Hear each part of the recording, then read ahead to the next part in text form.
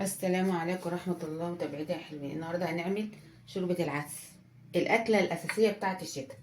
معانا عدس زي ما انتوا شايفين كده، غسلينه كويس اهو، مفيش أسهل من كده. معانا بقى بطاطس، طماطماية، جزر، بصل. أنا ما كانش عندي توم فريش، هحط ايه معايا هنا؟ ملح، كمون، بابريكا، توم باودر، كاري،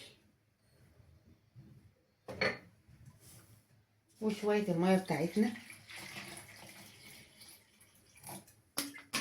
مش كتير. كده خلصنا شوربة العدس اهو. بصوا، يلا بينا. ورفعت على النار اهو، ولما يغلي ويستوي العدس نشوف المرحلة اللي بعد كده. مفيش اسهل من كده.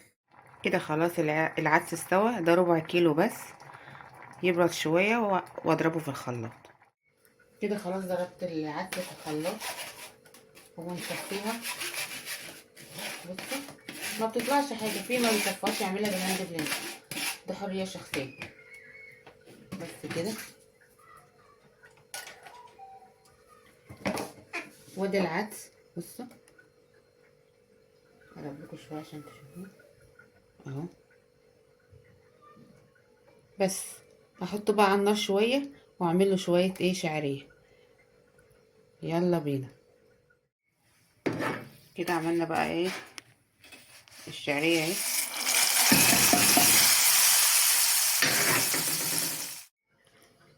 وخلصنا العدس اهو.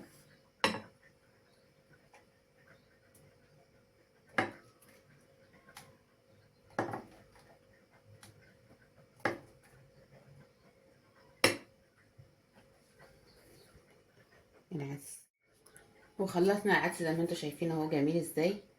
وجبه متكامله، كل حاجه فيه. معاه طبعا العيش الناشف دوت اساس العدس. لازم تجربوا العدس ده، سهل جدا. متنسوش تشتركوا في القناه وتفعلوا الجرس وتجربوا العدس ده. يلا، سلام عليكم.